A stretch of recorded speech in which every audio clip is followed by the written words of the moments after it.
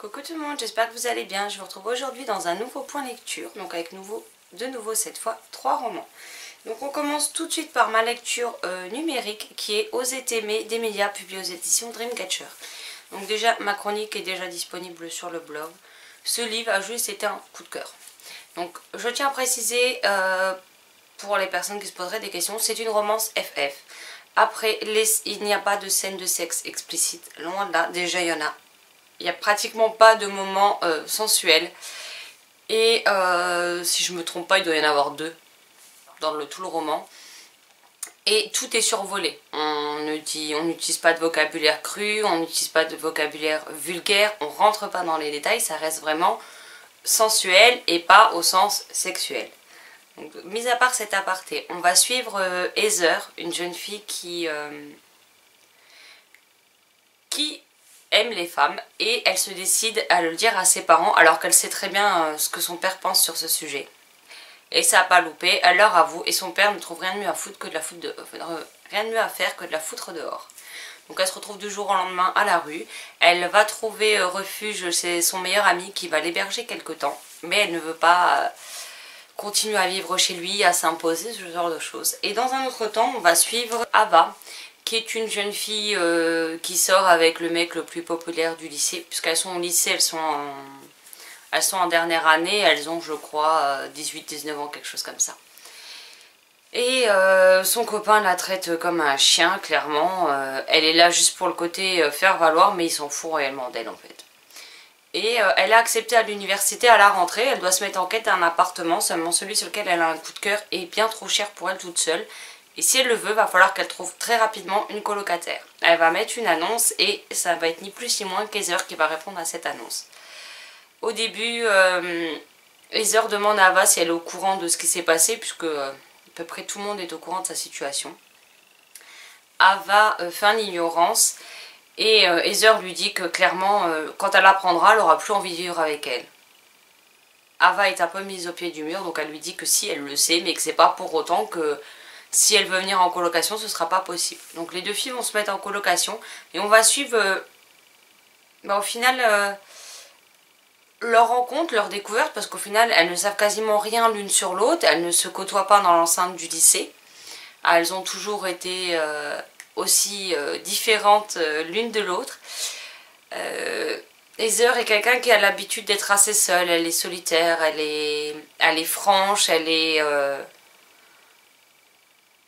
Ouais, je sais pas, elle rentre pas dans le moule en fait comme la majorité et de ce fait elle est souvent à part. Tandis qu'Ava, elle, est toujours avec les gens les plus populaires, elle est toujours entourée et pourtant elle se sent bien seule elle aussi. Et au fur et à mesure de leur colocation, elles vont avoir des moments de complicité, une amitié va en découler. Elles vont chacune apprendre des choses sur l'autre qu'elles ignoraient jusque-là. Et j'ai vraiment aimé cette relation où elles apprennent à se découvrir, à se trouver des points communs, à faire d'autres rencontres, à se rapprocher, etc. Et j'ai vraiment été touchée par cette histoire. On voit aussi ce qui est toujours une réalité malheureusement aujourd'hui, hein, mais le caractère parfois haineux des gens, le fait qu'ils n'acceptent pas la différence, que pour eux, bah voilà, si t'es pas comme tout le monde, c'est mal. L'ampleur que ça peut prendre pour certaines personnes qui se mettent en tête qu'il faut éradiquer la différence en fait clairement. Et l'auteur nous épargne pas en fait ces moments durs, ces moments crus, ces moments violents. Elle nous livre ouais, quelque part quelque chose qui est la réalité de nos jours, encore aujourd'hui en 2017. Et après elle ne montre pas que le côté positif ni que le côté négatif, elle nous montre que il y a du bon partout, il y a du mauvais partout et qu'à un moment donné il faut aussi savoir se protéger, il faut aussi savoir mettre de la distance avec ce qui nous fait du mal, mais qu'aussi quelque part il faut se battre pour obtenir ce qu'on veut. Donc j'ai vraiment aimé tout ce mélange, en plus nos personnages sont vraiment très attachantes et franchement j'ai adoré cette histoire pour laquelle j'ai eu un gros coup de cœur.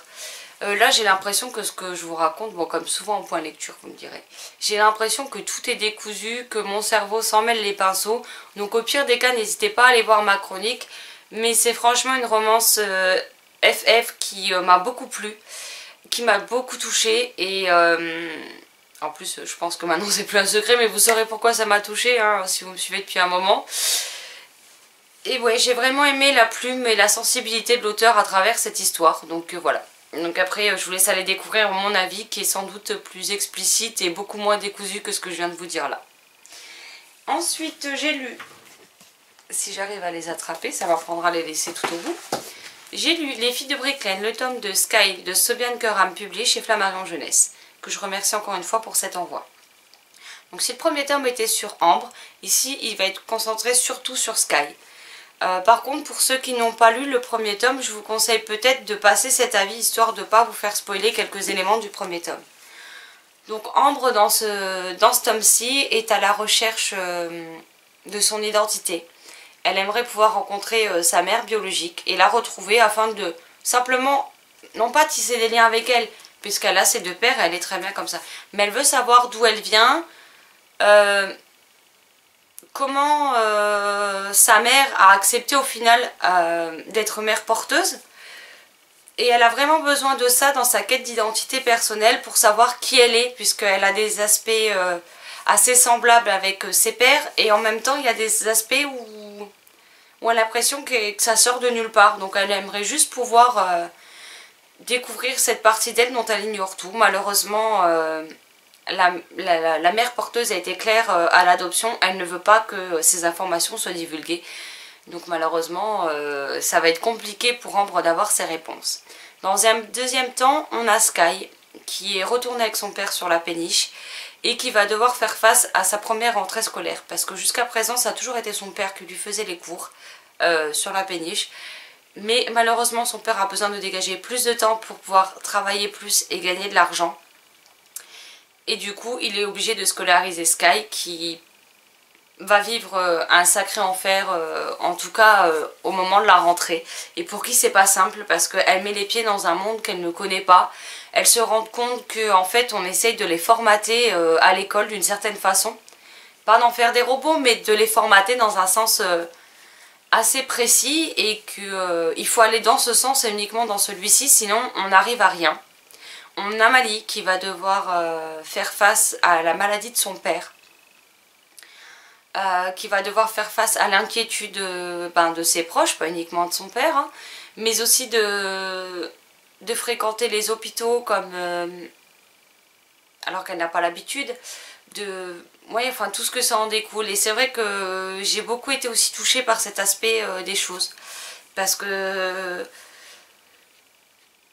pour rester assez évasive, on va dire que je vais pas rentrer dans les détails, clairement. Mais j'ai connu cette attente, cette angoisse dans les hôpitaux pour mon père également, pendant de nombreuses années. Donc je sais ce qu'elle ressent. Et c'est vrai que du coup, ça a fait écho en moi et ça m'a rappelé des souvenirs qui n'étaient pas forcément très agréables. Mais c'est comme ça, et je me suis bien attachée à Mali que limite j'avais envie de prendre dans mes bras et de rassurer et de lui dire t'inquiète pas, ça va aller. Laisse faire le temps et tu verras que tout s'améliorera. Et on a Rose d'un autre côté qui va avoir son premier job étudiante, si on peut appeler ça comme ça, au sein de la pâtisserie de Francesca. Et qui va découvrir l'univers du travail en dehors de la mode et des castings que sa mère lui a imposés. Et Rose va aussi devoir faire une révélation sur elle-même. Elle ne sait pas comment s'y prendre, elle ne sait pas comment ça va être interprété. Elle ne sait pas si ça va être accepté, si elle va être tolérée, si les choses vont changer entre elle et les filles. Et c'est vrai que c'est toute une remise en question, mais aussi de savoir comment est-ce qu'on peut annoncer ça. Dans un même temps, sa mère, elle essaie de se rapprocher d'elle, alors que Rose est persuadée que sa mère continue à être comme elle l'a toujours été, et qu'en fait elle ne la comprendra jamais et elle veut juste lui mettre des bâtons dans les roues. Donc il va falloir aussi que Rose apprenne à laisser le passé derrière elle, à avancer et à peut-être écouter pour une fois ce que sa mère a vraiment à lui dire. Donc on suit toujours ces quatre filles qui hormis leur belle amitié, au final n'ont pas grand chose en commun. Elles ont chacune une vie différente, un vécu différent, des peurs différentes, des questionnements, des raisonnements, des attentes différentes. Mais ouais, je trouve que leur amitié à toutes les quatre est vraiment très belle, elle est touchante. Et Franchement, je saurais pas dire quel est le personnage que je préfère particulièrement. Si dans le premier tome j'avais eu une préférence, on va dire, pour Ambre et Sky, ce deuxième tome les a toutes remis sur un pied d'égalité. Et c'est vrai que ben, j'arrive pas à les distinguer, enfin à les différencier dans le sens d'une préférence, je veux dire. C'est absolument pas français ce que je viens de raconter, mais enfin j'espère que vous avez compris. Je les apprécie toutes les 4 et en tout cas j'ai hâte de lire la suite que je ne manquerai pour rien au monde parce que j'aime vraiment beaucoup cette série puisque je lui ai quand même mis la note de 5 sur 5. Donc voilà. Et le dernier livre de ce point lecture est ni plus ni moins que le sublime L'ombre du golem de Eliette Abécassis, je sais toujours pas comment on dit, et Benjamin Lacombe, publié chez Flammarion Jeunesse. Donc avec ceci, dans la jaquette on a, je vais pas la renlever une deuxième fois, mais vous avez ceci qui est juste magnifique. Donc dans ce livre on va se retrouver, pour moi c'est comme un peu un conte en fait. J'ai retrouvé ce que j'aime dans les contes dans ce livre. Ici on va se retrouver près de Prague. Alors c'est pas dans Prague même, mais c'est aux alentours. Et en fait, il y a plus ou moins une chasse aux juifs, ce qui peut faire écho aussi à la Seconde Guerre mondiale. Et les juifs sont persécutés, la personne au pouvoir n'est pas forcément mieux de sa forme et se fait conseiller par quelqu'un qui aimerait bien exterminer tous les juifs et récupérer la ville. Alors qu'ils n'ont jamais rien fait de mal, ils ne posent de problème à personne, ils sont dans leur coin reclus, déjà ils ont été obligés de quitter Prague pour s'éloigner de la ville pour ne plus avoir de problème. Et au final, on continue à les persécuter. Un beau jour, il y a un prêtre. Alors par contre, moi et les noms, vous savez que c'est chaotique. Donc le Maharal. Je crois que c'est ça. Hein.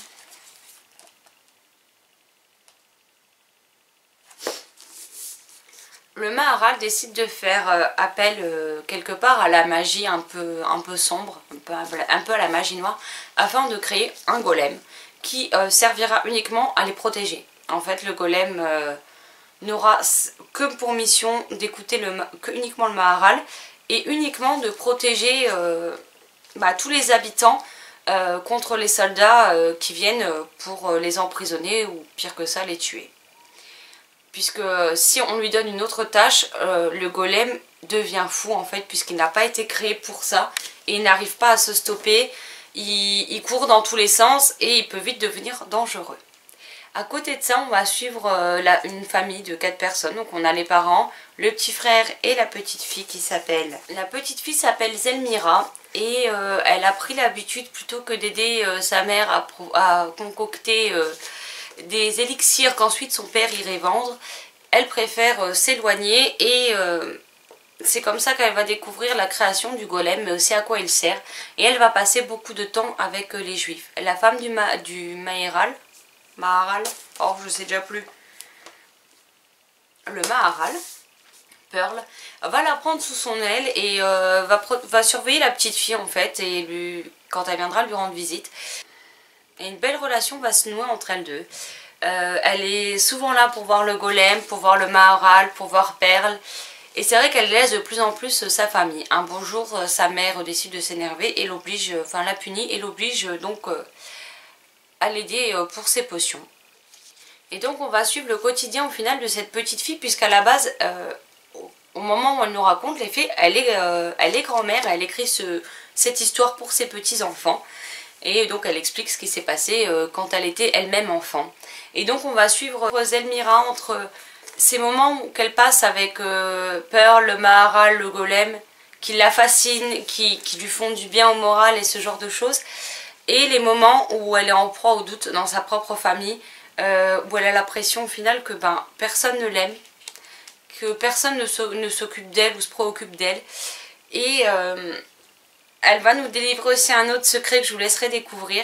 Mais j'ai vraiment été touchée par le parcours de cette petite fille au final, qui n'a pas spécialement demandé à grand chose et qui va se retrouver au milieu d'un conflit qu'elle n'avait pas vu venir et d'un événement qui doit être juste mais traumatisant pour un enfant. Et Et sa vie est pas, franchement sa vie n'est pas simple.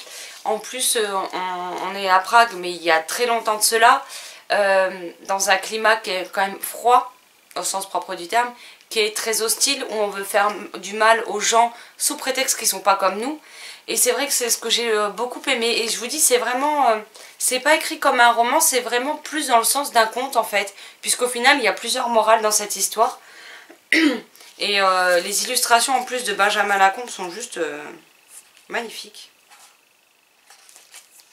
Et après, on aime ou on n'aime pas. Je pense que c'est un style assez particulier et qu'il faut aimer. Mais moi, j'ai vraiment adoré les illustrations. Et on a des illustrations couleurs comme celle-ci. Je vous en montre une dernière. Voilà, avec un lion et le roi. Voilà. Et c'est tout simplement aussi l'histoire d'un homme avide de pouvoir qui est prêt à manipuler les siens et même son propre roi pour arriver au résultat escompté. Et on nous prouve une fois de plus que il n'y a pas que le bon, enfin le bien et le mal, qu'il y a aussi d'autres choses qu'il faut voir et que certains peuvent être bien plus mauvais sans avoir envie d'obtenir le pouvoir et qu'il y a des choses qui sont juste mais au-delà de l'entendement et je comprends pas comment on peut faire ce genre de choses. Mais c'est vraiment une magnifique histoire.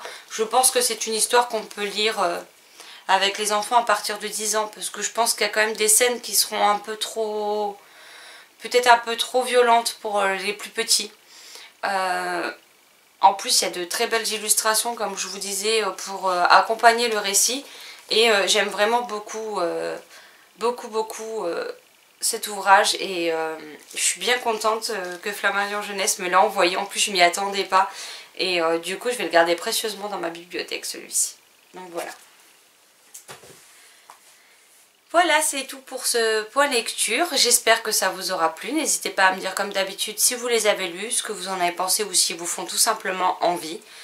N'hésitez pas à me dire non plus ce que vous êtes actuellement en train de lire. Alors moi je vais vous montrer ma lecture tout de suite, sachant que je vous filme une autre vidéo après, mais je les tourne le même jour. Donc c'est normal si vous voyez pas cette lecture dans le prochain point lecture, mais dans celui d'après, puisque j'ai décidé de lire Elvira Time, la saison 2 de Mathieu Guibé et illustré par Diane Osdamar, publié au Chat Noir, enfin aux éditions du Chat Noir.